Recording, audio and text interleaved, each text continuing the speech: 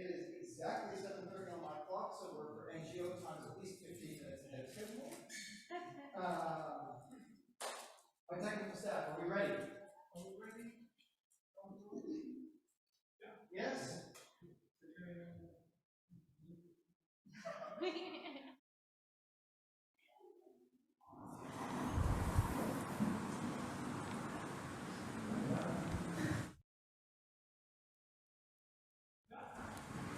Hello and welcome to ActionAid Netherlands Climate Talks.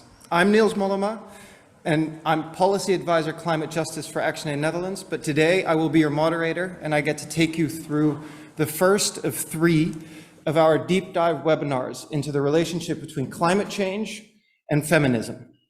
Before I dive into that session and introduce our speakers and introduce ActionAid as an organization, just a couple of announcements as to how this works.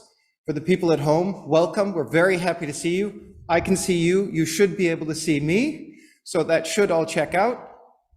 If you have any questions, thoughts, ideas, something you want to share with the panel, please drop them in the chat, and the technical staff that's behind you that I'm gesturing at right now, they're going to be able to send me a message and we're going to introduce you when I think there's a good opportunity for us to do so. Don't hold your questions, just throw them out there. We'll find moments for them. For the people in the crowd, we do have people physically present. It's excellent. I'm very excited. We have a little stage set up for them to be able to pose their questions.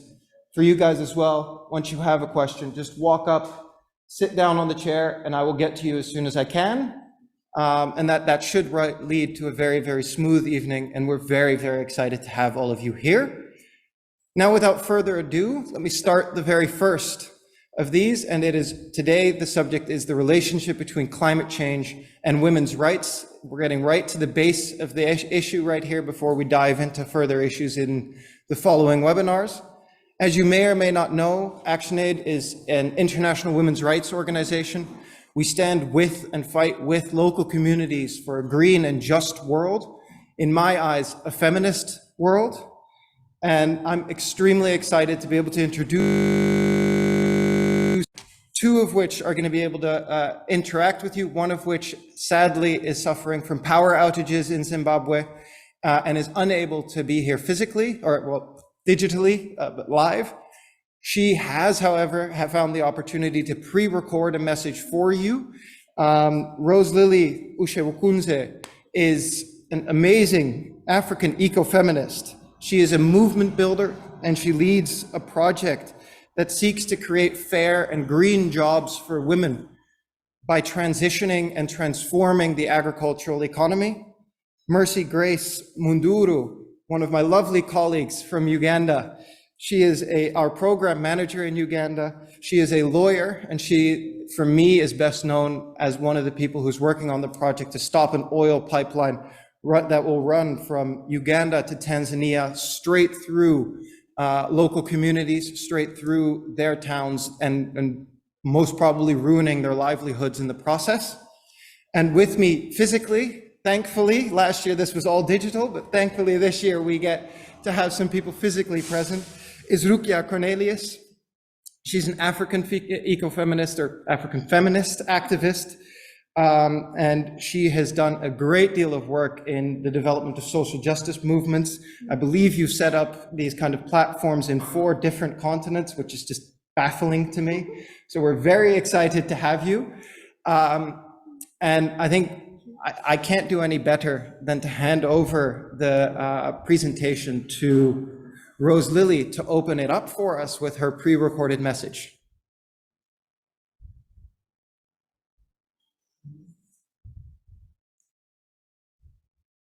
And that should be coming to you very shortly.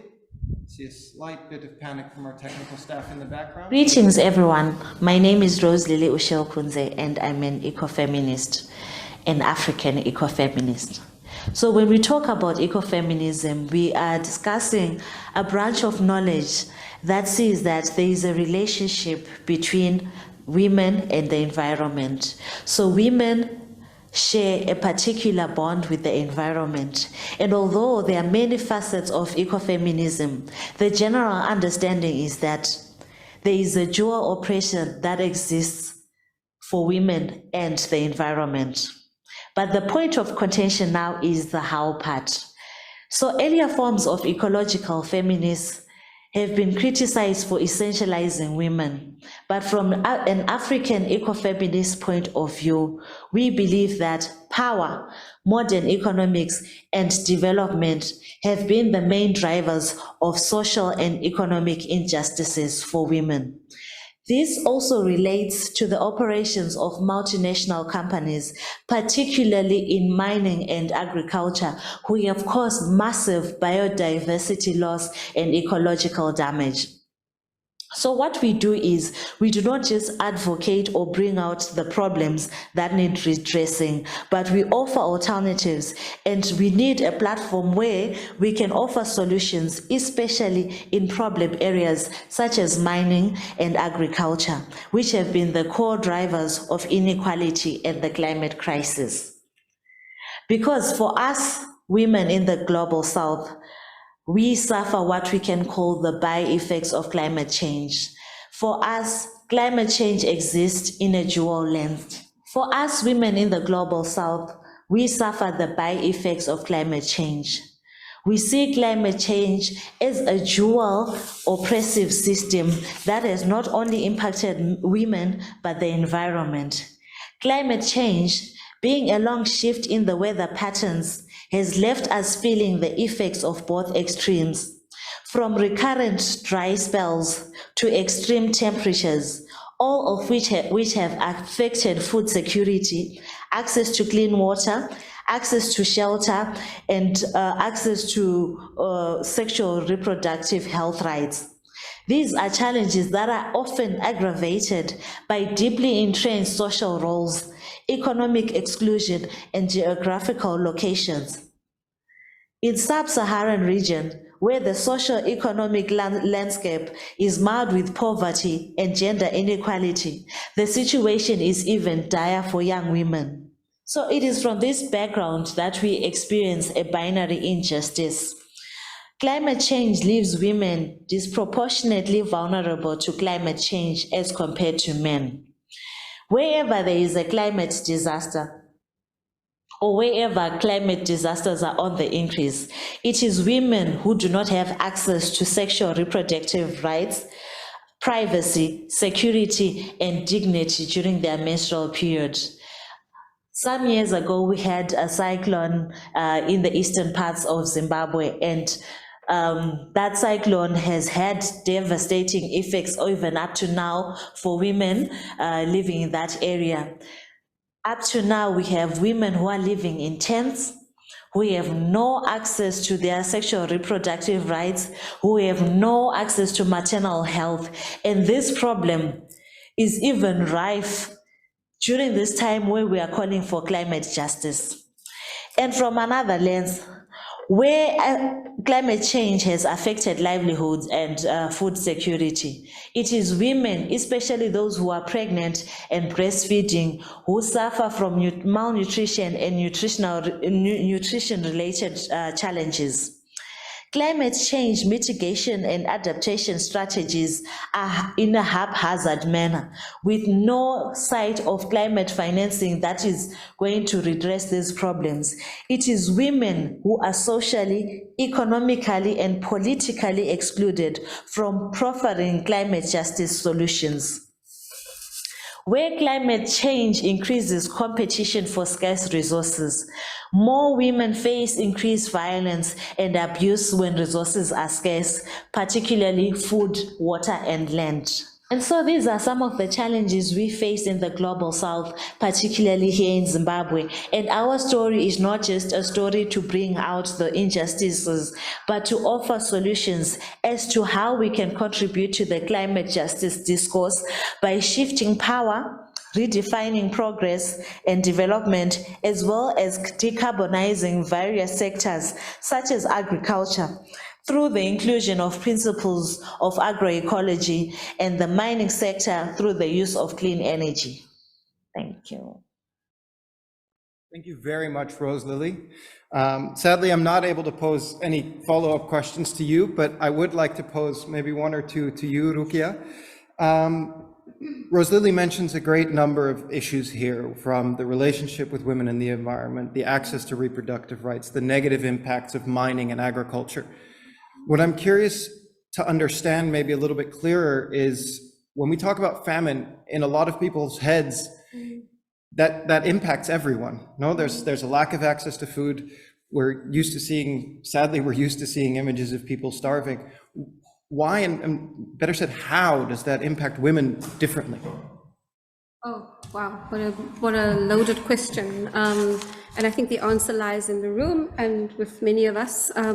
Why does it affect women differently? Rose really spoke to that. When we have famine, when we have food insecurity, women are the last to eat, right? Just the very nature of how our societies are constructed, how gender norms and behaviors and community cultural norms are shaped, right? Means that there's a power imbalance, which Rose really spoke to. So women would ensure that if there is a little bit of food, that the first who is fed are the children, and more often the men, right? And then they get to eat last, if not at all. I've had many incidents in my organizing in life where women have accounted where they eat little bits of sand mixed with water just to put some layer in their belly so that they aren't too hungry. And so the first lens for me on why women experience the violence of famine and the injustice of famine firsthand is that, for me, it is actually for me the tipping point of what I would call social and reproductive care. So the care that women do, the care that's not counted in the economy, is linked for me to the systemic impacts of famine on women. And there are many other examples, but certainly for me that one is central. I can. No, that's perfectly clear. Thank you very much. We'll have plenty of opportunity to dive further into that. I think I want to transition to Mercy Grace, because I haven't had the chance to see you yet tonight, despite you already being here and doing all the sound checks with us. So welcome. You do a great deal of work for us and with us in Uganda, or for ActionAid. When I say us, I mean ActionAid as a federation. Could you tell me a little bit about how your work cooperates with these women, and how that relationship leads to the structural change that Rose Lily was implying is necessary? Thank you very much. As ActionAid Uganda, we work around issues on gender-based violence. We also offer protection centers, basically for vulnerable persons who find themselves in a position where their rights have been violated. But also we have been strengthening communities through informal structures to raise their social agency, to rise up and advocate for their rights, environmental and human rights, at different fronts. So in different parts of the country, we work with community-led structures. And in most of these communities, before our work, women, because of the way African cultures are structured, do not have decision-making power. That's because socially, women are not supposed to compete for space with men. And right now, many of the programs that have been designed have been focused towards ensuring that we place women in positions where they can actually make decisions. And where this is not being done is to empower them to advocate for this space. And when we speak about climate change particularly, and you see its direct impact on women as key, actors in the agricultural sector, you realize that there are very cross-cutting issues there. Women lose their right to food, their right to property, especially in circumstances where flooding occurs. Right now, where I'm seated in Kenya, in Nairobi, this region has been flagged as red because there are right now high levels of drought in some parts of this country. We have seen reports of people dying from hunger in northeastern part of Uganda, but also in Kenya as well. And now in circumstances like this, women and children are disproportionately affected. However, we are creating platforms for women led social movements to come and hold their governments accountable for their commitments towards promoting climate justice. We are also ensuring that human rights defenders, especially from the grassroots, are protected, because in our context, there's very little space for civic engagement, because many of us are from countries, especially in East Africa where I sit, where we have had presidents rule for very long periods of time. So there's a culture of patronage where when you advocate for rights, civic rights of citizens, you're targeted by the governments. So one of the things that we do as an institution is to ensure that we position the groups with which we work, women's groups, social movements, young people, in positions where they're able to advocate, but also to make sure that we get government to commit resources for protection, to commit resources for response, especially in circumstances where areas have been hit hard by climate change. And we continue also to advocate for policies that can enable our governments to build resilience in their citizenry in the wake of the impacts of climate change that is ravaging all across Africa, not just in East Africa, where we are seated. Thank you very much. And then I'm curious, because you and I have often spoken about what feminist solutions look like and how those function. Could you maybe, because it's a word that obviously is quite loaded and for a lot of people is covered in a bit of mystery and is a little unclear. Do you have some examples of what a feminist solution, what it really looks like?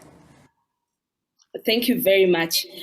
I think to just make it simple and for everybody's understanding, one of the key issues, really, feminist issues around the whole climate change conversation is the fact that gender issues have not been broadly considered in international but also national climate negotiation processes. What this means is that many times at the decision-making spaces, women are not on those tables and they're not leading solutions to these issues.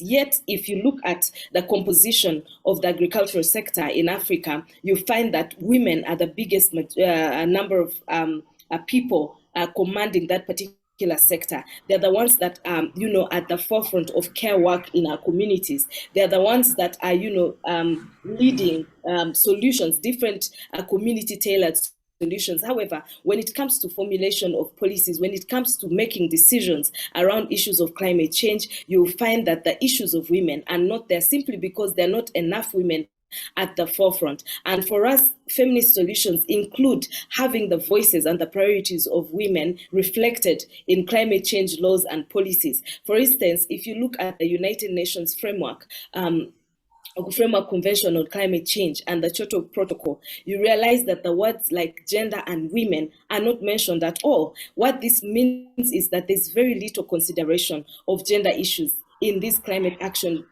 discourse. And for us, we believe that this is negating women's role in developing solutions that really are responsive to their needs. If women are at the forefront of leading initiatives at community level, why then do we neglect them when we're formulating policies, when we're coming up with solutions to solve the climate crisis across the world? So ours is to see that, first of all, women are empowered and that we are able to build feminist movements right from the grassroots to advocate for women's voices to be represented across all levels, right from the grassroots to the regional level, but also to the international level, where key decisions are being made by heads of state at different levels and key commitments are being made towards climate justice. Thank you very much. And I'm going to use that a little bit to piggyback to Rukia as well, because you mentioned the UNFCCC, Mercy Grace, and you mentioned the UN structures in general. And these are obviously places where there's an odd power dynamic between people in the global south and the people in the global north, where in terms of countries, generally the global south vastly outnumbers the countries of the global north. Could you explain a little bit more of how that relationship works between the global north and the global south when it comes to, it's an open question, it's an intentionally open question so that you can fill it in the way that you wish. And I wish, yeah. Thank you, Niels. You know, I actually haven't had the opportunity to say thank you, first and foremost. You know, I enjoy every opportunity that I get to speak about our solidarity and speak about the challenges that we face in Africa, where I come from, but I guess the global majority in large. And so, thank you. Thank you for having me. I think it is a loaded question, and you know, I have a few perspectives on it because I'm finding myself in a strange position where I'm from South Africa, and for the past 9 months I've been living north, and so living in a northern European country, but embodying what it means to be from a global south country, so to say. And it's really interesting. In many ways, I think that the opportunities that I didn't expect for global solidarity does exist. It does exist in engaging with government. It exists in engaging amongst civil society stakeholders, organizations. But of course, and because I am a glass half full person, you know, I recognize that and I appreciate that. But there are many things that makes the glass not being full that I think needs to be amplified or a voice brought to. So, for example, I on my way here, as I was preparing, I opened up my emails, and there was an email about. It stopped me because I do have long stories, and it was you know, there was a piece of research that had come out, and it was about you know, that Africa could face climate adaptation costs. And so I don't know if everybody knows what adaptation is. You might get to it, but how do we adapt our lifestyles and our living and our structures and economies to be able to meet the challenge of climate crisis, essentially. So in Africa alone, we could face climate adaptation costs at 5 times higher than a national healthcare spend.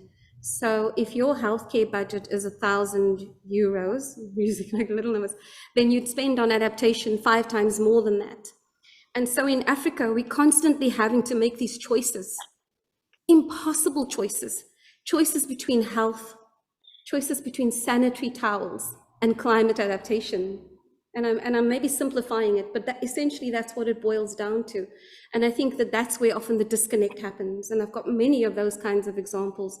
So we could make a same example on violence. You know, Mercy Grace and Lily spoke about violence. And so there's many of that. And I do think that for the North, and that's why I'm so grateful for you being here, for trying to engage on how to open and expand our imagination about how we can stand in solidarity.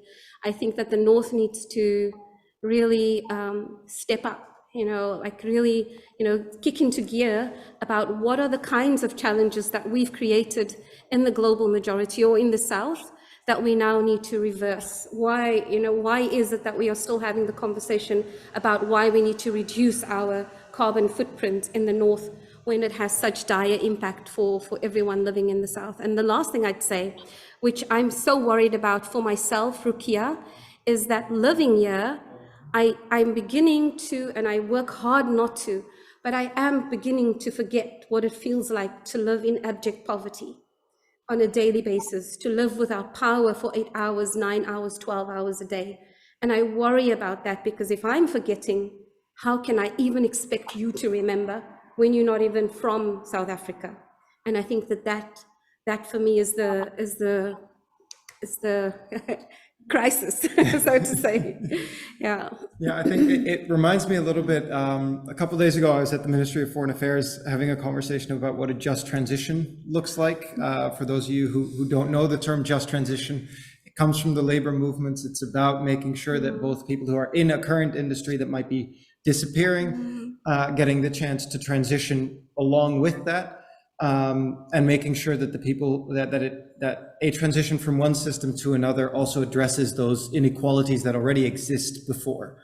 And I got the question posed back at me by one of the ministry officials, and I'd be curious to hear what you would have said to him, because he essentially said, we have a great number of conventions that say the global north needs to do this. These countries are responsible for X, Y, and Z. Other countries are suffering the damages of that. And as a result, we have this language about having a common goal, but different responsibilities within that goal. And in his eyes, that hasn't brought us anywhere. It's led to a situation where global south governments are kind of leaning back saying, it's the job of the global north. You pay for it, you do it. We'll wait. This isn't our problem. Wow. Yeah, that's another loaded one, right? Yeah, so I do believe that there's a balance in there, and I don't think everything that whoever the person, the minister or the government official was saying is not true, because I believe for me in my country and for us in our continent in Africa, that we do need to take responsibility for some of where we are now. For the levels of poverty, the levels of inequality, the levels of corruption in our governance. And we need to be the first to own it, absolutely. And I think even my government, should be the first to own it. And at the same time, I think I don't think there's generosity in the comment. It lacks the generosity. Because if the comment came from a place of where we're in this together, that we realize and recognize that we have extracted everything, whether that's mineral resources, whether that's humans as slaves, whether that's language, whether that's culture, whether that's any kind of thing that could be extracted, has been extracted from our countries. And that was over 350, 60 years. And you expect the governments, the new democratic governments, to be able to reverse that whilst you're still extracting, for me seems like a really strange dynamic and lacks the generosity of what does it mean for us to be in this together. Because when colonialists left, they didn't leave everything behind. In my country, South Africa, the minority population, 5%, white people, still owns the majority of our economy, of our land, of our agriculture, of our education, of our every system. And that is a deep-seated injustice. And to reverse that will require a lot from all of us. And so I do think it's a little bit of a, it's like the question that Dambisa Moyo, Zambian development aid for development, and you should, if you haven't read that in your studies, I think it's an interesting analysis by the World Bank and an economist from Zambia, where she talks about, that Africans need to take responsibility for the debt, and I think it's an interesting conversation to have, but I do think it lacks a politic of, oh wait, are we just wiping the slate clean? Are we? And if we are, what does that mean? Are you ever going to give the money back that you've taken? When? How? And so I do think it gets my blood a bit boiling. So I apologize, but I do think imagine. I think it's, last thing I'll say, Niels, I love the question. And I'm glad that there's people that are brave enough to make a statement like that, but also should be brave enough to be able to unpack what that means in a development context.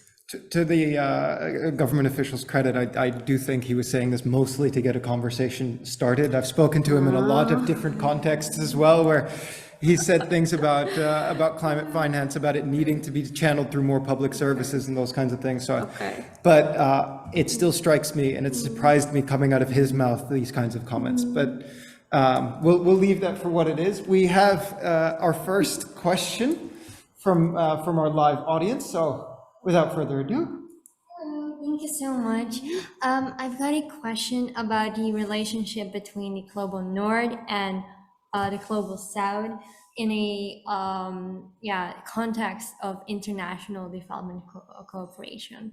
Because sometimes I do feel a little bit asphyxiated within this kind of predicament that I do have a white complexion, I have a Western nationality, and Yeah, sometimes civil society organizations or international NGOs face accusations of kind of spreading feminist or LGBT or climate change propaganda in Africa, and that it constitutes a neocolonial infringement upon their newly acquired national sovereignty. So I was wondering, how can you kind of deal with semi-authoritarian and authoritarian regimes that conveniently instrumentalize anti-Western sentiments to invalidate your message, even though you want to be an amplifier device for grassroots organizations, activist movements, local NGOs. Yeah, how do you do that? So if I'm going to try to summarize this question, essentially, and correct me if I'm wrong, you're essentially asking whether or not NGOs, or at least NGOs, are being accused of pushing their progressive ideals or pushing yeah, these Western things ideals, and then it's onto like, local communities there. cultural imperialism. How do you circumnavigate those allegations and accusations, and how do you then strengthen civil society organizations in the process? If you don't mind, I'm going to throw this question to Mercy Grace, because you obviously work for an international NGO who claims to be increasing the voices of grassroots movements. What would you say to this? Thank you very much. First of all, that is a very powerful question, and it is very, very timely, because that is the reality of what organizations like ActionAid, that also has a footprint in the global south, really face. And like I said earlier, because we are in systems of patronage, obviously it's always their way of eluding accountability. By them saying that you're just promoting a Western agenda, and this cuts across issues of rights and also now climate change as well. And they use it, and like she rightly put, when it's really most convenient to them. So that is why part of what we do is to ensure that we strengthen the voices and agency of these women. They are at the forefront of their issues. We, as ActionAid, as an institution, one of our tools is, we shift power. So we shift power from ActionAid as an organization, even at Ugandan level, to grassroots organization. So we use the localization approach to ensure that young local communities own these interventions, because issues of climate change, issues of rights abuse are real, and they're not things that are written in a textbook. When you come to Africa, you see these things, and our presidents and our governments see these things, but many times they just want to elude accountability. So what we do now is to ensure that we create spaces where we, like accountability spaces, where the people most affected by these issues come and hold their leaders accountable, and that they're the ones that voice these issues, and they have evidence of their own realities. And so that the image then shifts from us to the people that are affected by these realities. And this has gone a long way in bringing governments to a place where they've also acknowledged that, look, we have a part to play. But also, ironically speaking, the same governments receive aid for running public services, and so they receive this aid, and many times issues around corruption and transparency become just characteristics of how our governments operate. And so many times we also now develop our own narratives to push back. So when they use these narratives against civil society, we also put them in a position to acknowledge that they are receivers of aid, and agendas, or whatever they choose to call it, would not be bad if these were not the realities of our communities. But as long as these are, we are willing and ready to generate evidence to document and to demonstrate to you that these are the realities of your citizenry, and that you need to be held accountable. And I believe that has worked a great deal for institutions like ours, and also other civil society organizations that are shifting power from international organizations to local and grassroots organizations and informal structures at the grassroots. Thank you. Do you have anything to add to that, Zuki? I guess I would add what I would like you to have as a conversation amongst each other is flip that on its head and begin to ask the question of your own country. You know, let me use the US as an example. Anyone who reads or studies or is plugged into international politics and relations and Western imperialism, it's a very good example of how that is happening in the North as well for organizations and for anyone holding a progressive agenda. And so I do think it's a really fantastic, you know, question to unpack with one another. What does it mean? How do we hold that? And the one thing that I've learned, because I completely agree with Mercy Grace. Everything that she said holds water for me. And the thing that I would just add is, the lesson I've learned is find a way to be in deep conversation with the community that you are organizing with. And they will guide as to what kind of communication, what kind of support, what kind of solidarity is needed. I remember it was Uganda, actually. Mercy Grace, you might remember this, LGBTI activists in Uganda. You know, something happened in the international arena where, you know, the North was saying, we're not going to give you money anymore. We're not going to send funds anymore to Uganda because of your LGBTI discriminatory practices and laws. And LGBT activists in Uganda obviously was under threat and facing in extreme violence. And they were the ones saying, wait a minute, what are you doing? You're not even listening to what we are having to say in relation to how we want this to be addressed. And so I do think being in deep conversation, which ActionAid, as Mercy Grace reflected, does really well. And I do think that's important. But please flip every of those questions onto your heads and onto its head and say, what does this mean for us in a ever-growing right-wing scenario in the North? Yeah, because we have a comment from Amber in the chat as well, where she says, to share from my experiences within the SRHR movement, it's interesting to also look at where these messages are coming from. For us, it is a narrative that is often used by opposing groups that are often funded, coordinated from US-based religious organizations. And she's wondering if there might be similar dynamics happening within the climate movement where, for example, from corporations who have a lot to gain from these kinds of messages being shared. Who's going to go there? Nails. No. I'm the moderator today, so I leave it to you. Well, maybe. Yes, probably, definitely. I mean, I do think that it's again one of those insider-outsider thing, and like where, you know, who has the most to gain. Maybe I can safely talk about my country again, because I don't want to talk about anyone else's. I can talk about others, but maybe I need to own it. So for example, we have a company in South Africa called Shell. Who knows Shell? Yeah? Never heard of them. No? To hell with Shell. No, I didn't say that. But so Shell, you know, the first time I campaigned against Shell was in the anti-apartheid struggle. It was 1988. I was 14 years old. So it tells you how old I am, right? And at that point it was to hell with Shell. Really, that was our campaign slogan. And it was trying to get them out of South Africa because they were a huge funder of the anti-apartheid struggle.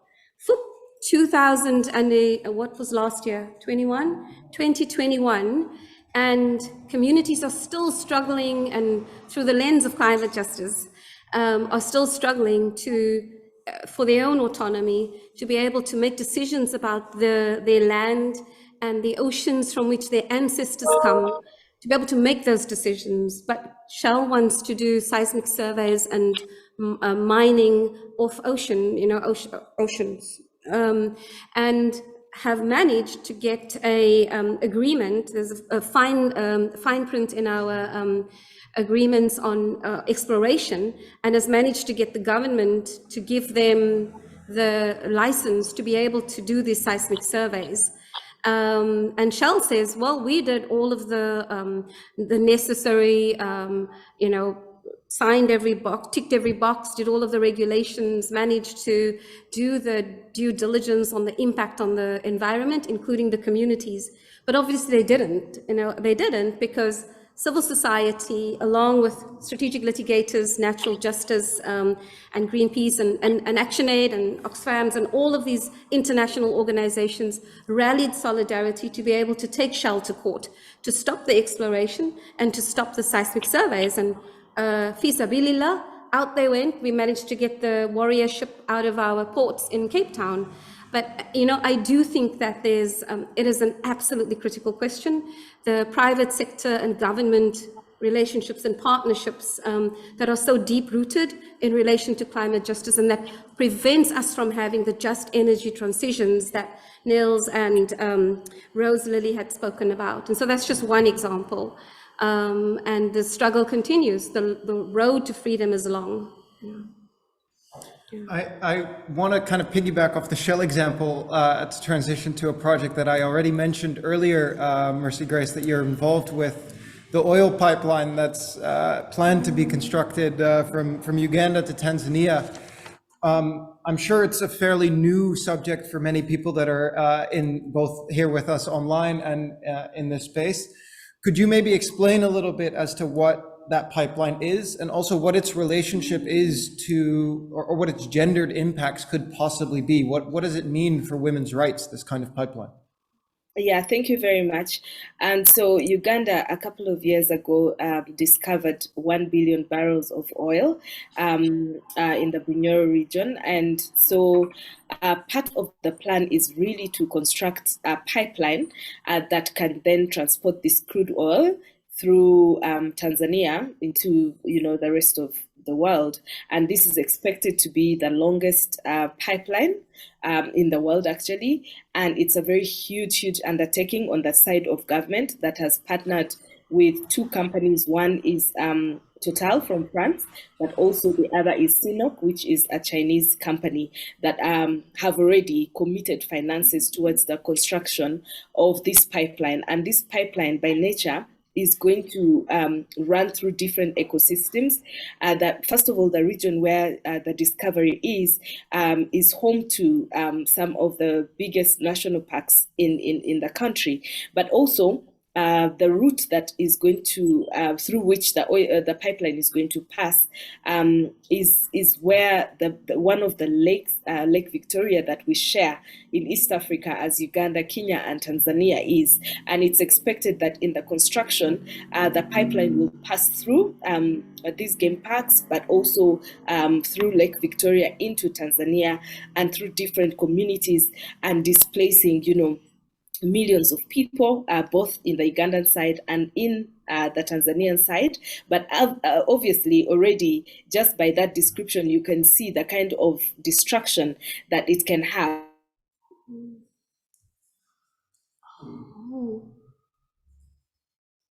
It's not a bad image. It's just like really in action. We're going to give Mercy Grace a couple minutes to come back. Maybe in the meantime, have you come back? Sorry, Mercy Grace, you dropped out for just 1 second. Sorry. Am I clear now? Yeah.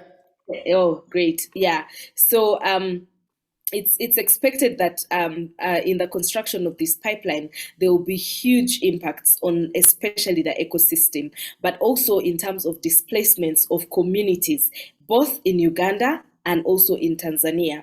And already the two countries grapple with, laws that are not adequate enough to respond to the needs of, communities, especially when it comes to compensation. Because what this means is that if you're going to construct a pipeline, you have to displace populations of people and you have to compensate these people ordinarily. But as has been the practice, you realize that when these contracts are given to these huge companies, there's no regard for local communities. They are not properly compensated. The process of evicting them often leads to sexual abuse, especially for women, also displacement for families, especially vulnerable families and children. There's also huge, risk to the ecosystem.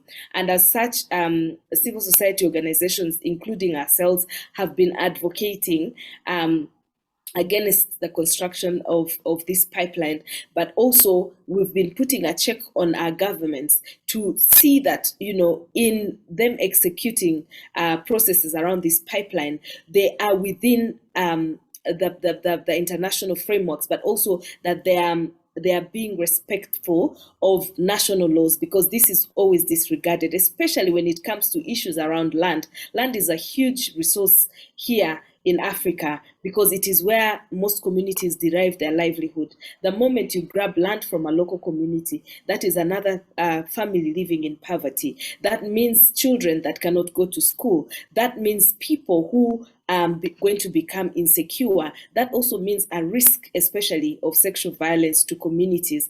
And for us, this is one of the realities. It's a case that is in the public domain. You can read about progress in that area, but we are building advocacy networks across Uganda and Tanzania to push back on the anticipated impacts this will have on our environment, but also broadly the risk to climate change for us as a country, and also for Tanzania as a neighboring country and the East African region as a whole. And thank you very much for that. I'm sure that was something that for most people is very, very new. You introduced a new subject that we haven't discussed yet, and I think it surprises me a little bit, to be honest, that we're almost 50 minutes in, and we haven't mentioned land rights. And land rights is, at least in my head, kind of the backbone for a lot of this discussion. Earlier, Rose Lily mentioned agriculture, and I think agriculture and land rights are incredibly intertwined. And maybe that's kind of what my question is to you, is how is the transition in how land rights are being used? What is the impact on women for that? And what is the impact on food sovereignty as well, when you hear these kinds of projects coming in? Yeah, I mean, wow, that's a loaded question. Because it's, and I think Mercy Grace actually answered some of it already. And there's a methodology that we use, which is actually a gender at work, which I really think, I've made so many notes for you to go and find this, go and find that. Gender at work, if you've not plugged into it yet, is this network of feminist activists and practitioners around the world, and they've got a model that is about transformative leadership and transformative justice for women in the context of whatever issue. And a couple of years ago, I used their model to design a gender transformative training manual for women in the context of land rights. And what we found through that model is that when we're talking about what is the impact on women, we often think about it in the context of the individual woman, and that's absolutely critical. We do need to, what is the impact for her, her lack of access to, if she doesn't have access to land, she doesn't have access to so many other things, security, economic, food, everything. So how do we work with ensuring that the individual woman is able to have enough access to resources, including a bank account, including education, including skills, including ability to make choice, and even land. But once we do that, it's easily taken from her because her household hasn't changed. Who she lives in a home with hasn't changed. And so then you begin to unpack and say, oh, okay, if she can still, the land she'll still lose, what do we need to do in her household to be able to make sure she can hold on to the land? And everything from, I started talking about norms and behaviors. But then we were like, okay, so her and her partner or her family are working together, and land is not taken from her. She is able to make decisions about it within her home, but still her community environment, the culture in a community, the traditional leaders, the gatekeepers of who's going to benefit or not from that pipeline between Uganda and Tanzania are the decision makers, and that impacts on her life. So how do you systemically change at the community level? And can you see where the story is going? Right? So it's not just about the transformation and the ensuring that women has access and to shift the pendulum at the individual level. It's at the household level, at the community level, but then also at the policy influencing level and the governments, and how governments are making these decisions and signing these agreements without free, prior and informed consent of communities. And that was a long way around to say to you, actually also understand what FPIC politically means for countries and the global majority. And so I don't know if that's an answer, but I think that it's a more complex question, and it involves a whole range of stakeholders. And if we are going to be dabbling just at where the changes are for individual women, then we are going to be missing the point at the systemic level.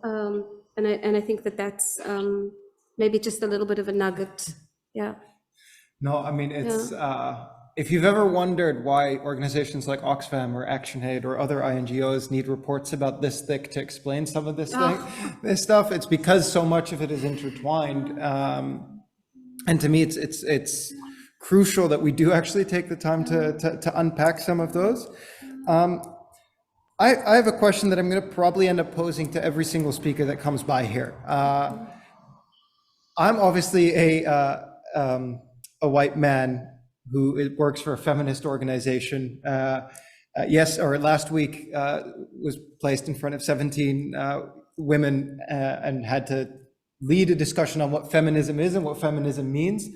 I very often get posed the question, or at least when I started working for ActionAid, I often got posed the question, why would you as a man work for a women's rights organization? And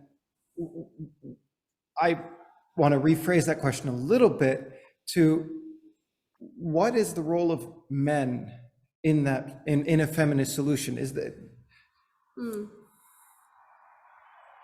Are you asking me first? I am asking you first, yeah. I do want Niels to call me tomorrow. No, in all seriousness, because obviously that's a question you ask yourself. I think there is a role for men. It's complicated. I think that the role for men is to ensure that power shifts from men to women, or that there's an equality in how power manifests in every single layer of our society. And how power shifts is by creating space, agency, voice, and rights for women to speak for themselves. And for men to not be bystanders in that. And by bystanders, I mean, if you see someone saying something that is inappropriate, that is sexist, that is racist, that is just, inappropriate, that you don't stand by. I'm talking to you, men, not Niels alone, like men as a microcosm of society, to not just stand by and have that, be said, I think is one of the things. And I actually didn't intend to talk about norms and behaviors at all when I walked here, but it came out, and I think that that's because it needed to. And I do think that feminism is everybody's, is a home for everybody, and it's a politic that everybody can embody. Yeah. But I think positionality and power and privilege needs to come with that. So the last thing I'd say is, for example, it would be such a tragedy, and I've experienced this, if men embody all of the right words, the language, the politic, and are able to say that to us as feminists, as women, and non-binary bodies and people, and then do the opposite of that in your lives. And so so anyway, thank you for being courageous enough to also step to the the plate. I don't think it takes much courage from my end, quite honestly. Mercy Grace, I'd be curious to hear a little bit about what that does in local communities as well. You talk about empowering women, you talk about making sure that women have a seat at the table. I assume that raises a bunch of difficult questions. And talking about inappropriate, could you please kick JC out of this Zoom call? Could you kick JC out of the Zoom call, please? And cut to a different shot for a second. Yeah. Thank you. Thanks for noticing that, Niels.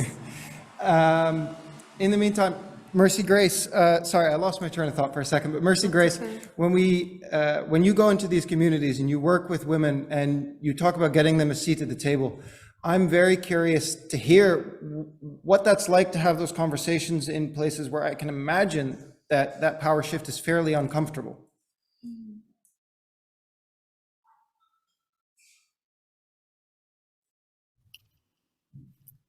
Thank you.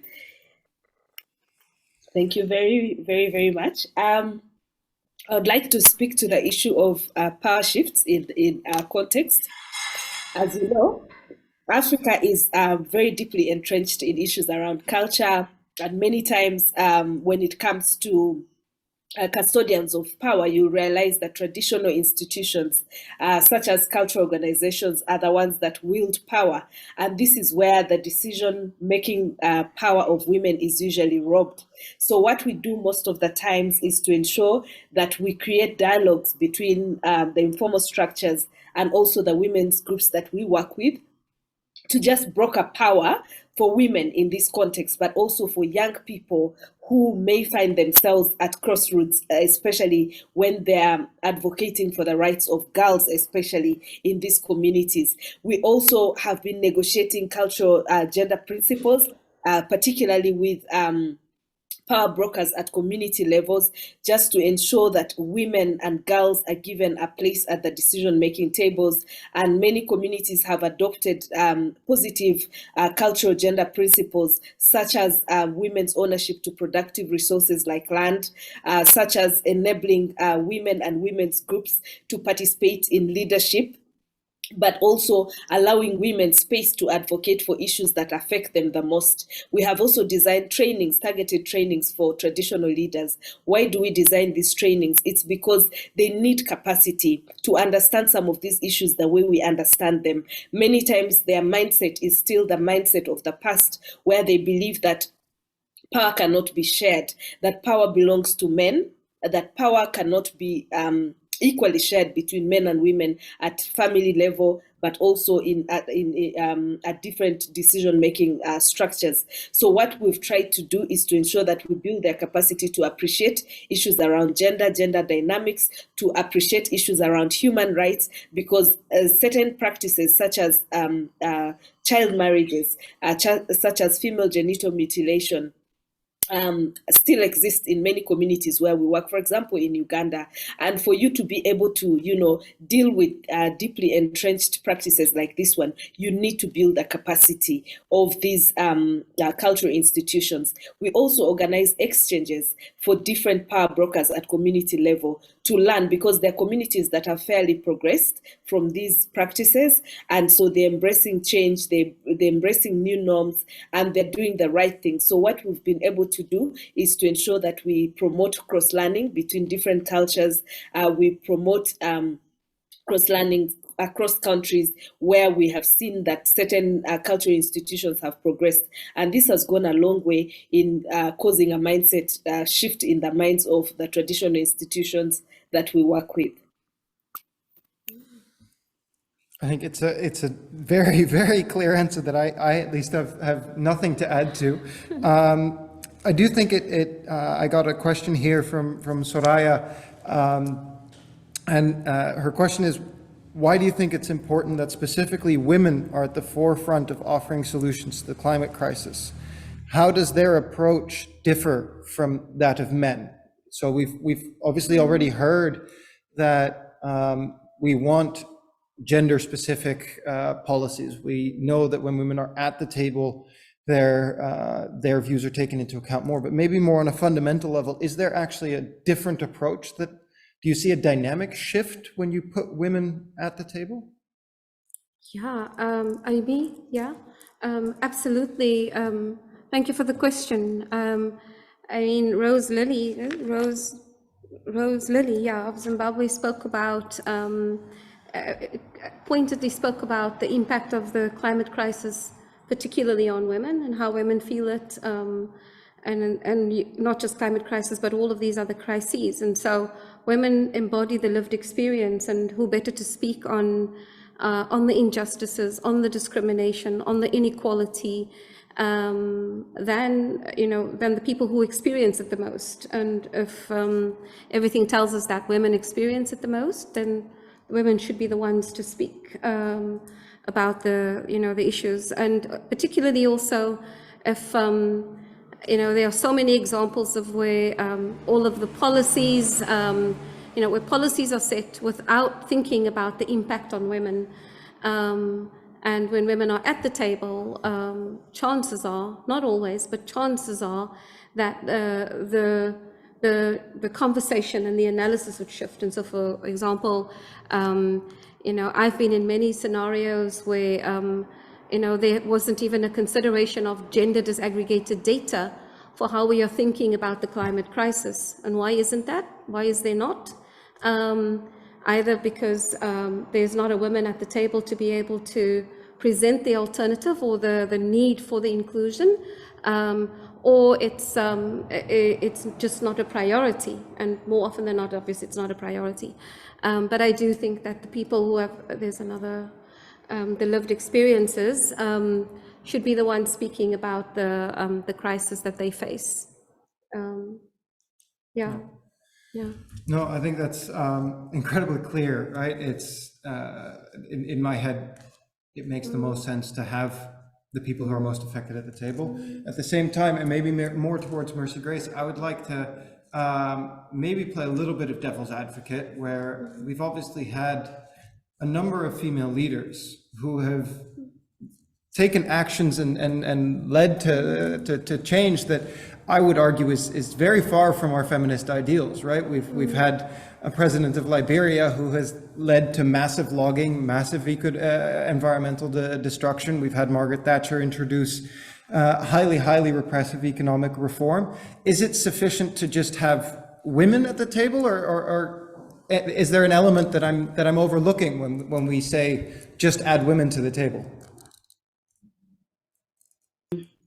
Thank you very much. So you're right to say that it's not just about adding women to the table.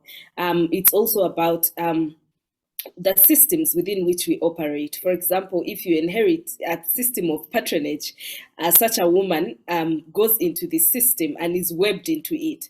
And at the end of the day, she is going to either have to go with the ideals of promoting the feminist principles against which she is anchored, or she is going to just get sucked up into this patronage and then continue to promote the very same things that we've been fighting against. And this has been the reality for women's leadership all across, even for ourselves who find ourselves leading, even in civil society organizations. You find that oftentimes you inherit a system that you have to very many times challenge.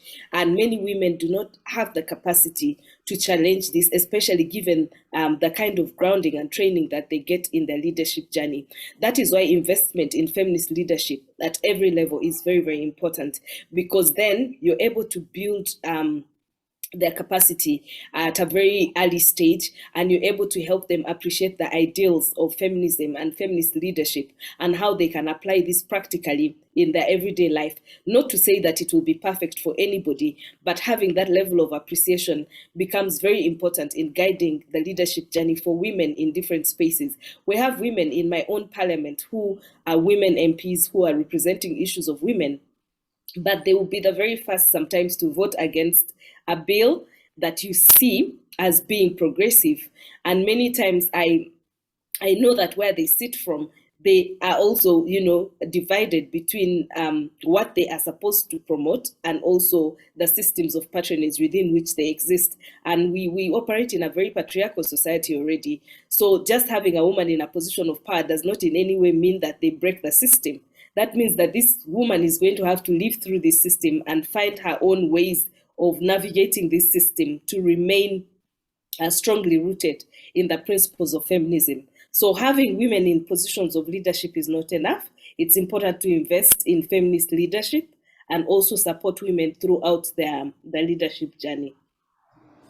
Thank you very much. And I think we have another question from the Zoom chat that I think is extremely pertinent, because we've spoken about women and we've said gender, and so far we've only spoken about men and women. And obviously, gender is not a binary concept in that sense. So the question in this case is, and I'm summarizing a bit of a paragraph here, but given the fact that people of the LGBTQI plus community and non-binary people and a whole list of other terms and people that I would like to mention, but also don't have the time to kind of run through the whole list. Are there studies, are there resources, is there an indication of how these communities are affected? Because I mean, we often within ActionAid talk about intersectional feminism. Obviously this is a layered concept, but do we have data for this? Do we have an idea of how these particular communities are affected differently? In Africa or anywhere? In the context you want to talk about, I would ask about Africa in this case, but yes. Well, it's a good question, and I really don't know. It would be really cool to find out. And of course, it's not a very big leap to understanding when LGBTI communities face already so many layers of discrimination that would be an even added one. And so does it exist? Absolutely. Is there enough data or evidence or research on it? I'm sorry, I don't know, but maybe something ActionAid should do. But yeah, I mean, it's a really good question. Yeah. Maybe Mercy Grace, for you, there's also a question here of whether or not the activists for the IQ plus community, whether there's an overlap between them and ecofeminism, and if there's a way that those two can kind of strengthen each other as well. Obviously, the impact of climate change affects vulnerable groups disappropriately, because remember, they're already vulnerable in nature. So any of these risks now expose them to even more vulnerability. And in my context, I think, and most people on this call, and if you've read before, Uganda in itself is one of the very hostile environments for the LGBTQ community. And we have seen a lot of rights violations against the minorities, especially sexual minorities in our context. This is really very visible in their everyday life. So when we're tackling issues around climate change or rights abuse, both environmental and human rights, obviously for a community that's already vulnerable, you expect that this is a whole different layer of vulnerability. But even more still, the fact that then they cannot easily have access to redress, because as you know, in our context, it is not legal, and it's embedded within a law. And so it is almost unheard of for you to identify as a sexual minority, much as we have a very brave community of LGBTQ that are trying to position their voice on issues of minority rights here and there, but it still remains an illegality in our context, and it is heavily contested, and it is actually a risk for anybody to openly identify themselves as such. So for a community like that, if they're exposed to rights violations of any nature, it becomes more difficult to seek redress. It becomes very difficult also for them to have spaces for advocacy like the other groups do. I know the space has opened for women and other vulnerable groups, including persons with disability and others, but I cannot say the same for sexual minorities, particularly in our context, in terms of legal aid, support, and protection services. They're there, but they're very scattered, and they also still have to weather the same storm that we do of shrinking space and issues around, the high-handedness of the state when it comes to the work of advocacy, especially for groups like that.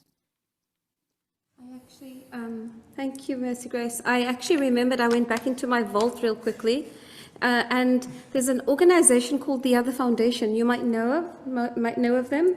And they did a piece of research a couple of years ago called Canaries in the Coal Mine. Canaries in the Coal Mine. And it was specific, and they are the other. which is why are they the other foundation, and that's a really interesting piece actually in relation to just the LGBTI community in the context of, and that was in the context of coal mining, which is in the context of climate justice and climate environment. And they might have other resources as well, but the other foundation, I would actually definitely check them. Yeah. I mean, we're currently doing a research into climate and gender, and I've made note to include at least some kind of indication as to whether or not we can find data on this. To me, this is always a reminder of the fact that, yes, we're struggling very much to put women's rights on the agenda to start with.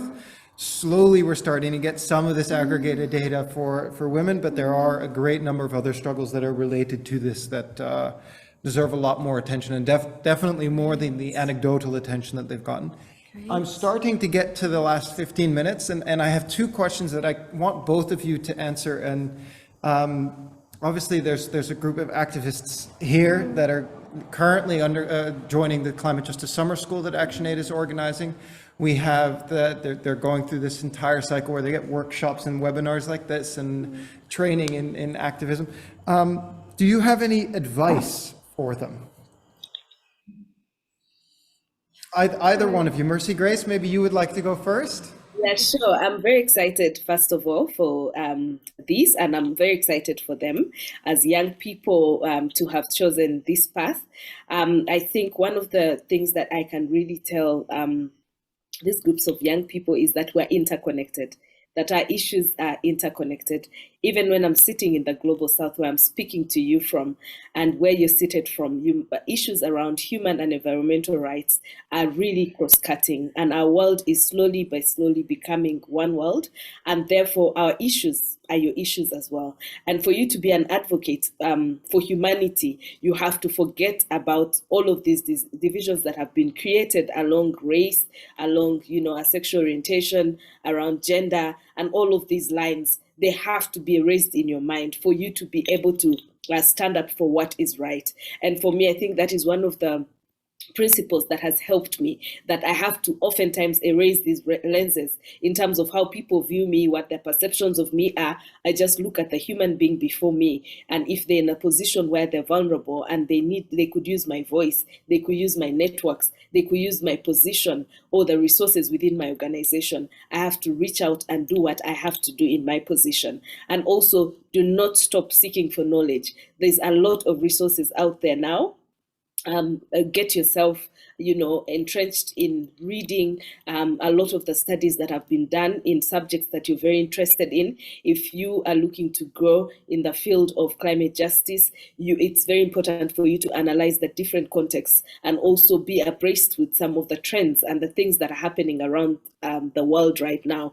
Where you're seated, you may not see everything, but when you read and when you see all of these beautiful pieces of work from across the world, it will help shape your perspective and perhaps broaden your thinking around some of the solutions that can be more sustainable for the world in general, not just for where you are. When I advocate for issues of climate change, I don't look at myself as just an African. I look at our world as a whole, because I know that climate change can potentially impact the entire world, not just the global south or the global north. So for us to look at ourselves like that and for you to think about it from that perspective will help you to anchor you into the big world of advocates that are, every day looking out for humanity and doing everything in their power to ensure that we reclaim our world and make it a better place for everybody. Thank you very much, Mercy Grace. Lucia, to you, the humble job of following that. How does one follow that? Thank you, Mercy Grace. Word. Just to echo what Mercy Grace is saying, and to say, the most important thing is to stay connected. Like Mercy Grace says, stay connected to everything. We are at a moment in our organizing as feminists where there is so much for us to catapult from. Generations that have come before us, we're standing on the shoulders of incredible feminists who have laid the foundation for us. And it's we're being recorded, but it's not the picture isn't completely nice. It's a beep beep beep show out there in many ways for younger feminists. Yeah, but I think take heart that you have the opportunity of shifting the narrative, shifting the power, shifting the way that we are perceived as women across the world. And I think that solidarity is critical. And so listen very carefully, listen actively, trust your judgment, your instinct. If your instinct says to you, this is not right, or an analysis that meets your feminist heart, step away from it, step out of it, step completely into your courage, and do it with an utmost love of yourself and a love of what you do. I think is the most critical. And I mean, you are going to be planning for, I think, actions in the next few weeks, and it's the hardest thing. I'm realizing it's the hardest thing to be here in the North and to be able to tell a story of what the climate crisis means. And so I wish you the very best. And I think dig really deeply into your own lived experience and have that move whatever it is you do next. And I think it will flow. And then I do know, and the last thing I will say is we didn't get a chance to talk about loss and damage to the extent, or climate finance even, but I know that's to come. And I think when it does come, think about also, the organizations and the networks, alliances of women's movements out there that are calling for climate finance for loss and damage in the global majority or in the global South, and tag onto that, plug into that. The content is there. You don't even have to reinvent it. Just go click, click, click, and it's yours. And so, yeah, power to you always. Yeah, thank you. Thank you very much. Yeah. You are allowed to applaud if you want. I mean, that's. I'm very happy. I'm very happy that we can applaud again. I mean, this is to me, there's very little sadder than having to do this in front of a camera where you can't hear it, but it is what it is. But I have one more question for each of you, and you mentioned loss and damage, but by the end of this, we're obviously hoping to speak directly to the delegation of the Netherlands, and that's heading off to COP, right? This is a cycle that ends somewhere in October. Do you have a message for those policymakers that are heading off to COP? Yeah. And then I'll first go to you, and then we'll end with Mercy Grace. Yeah. If you don't mind looking into the camera when you do this one. Oh, okay.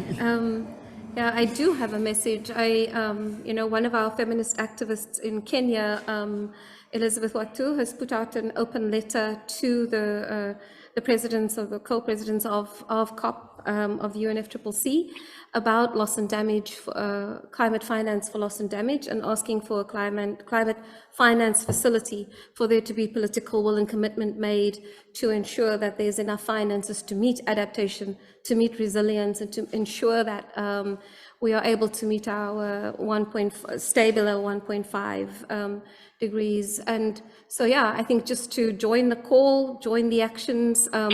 Everyone's geared toward COP and loss and damage, and that's very comforting compared to what happened last year and the year before.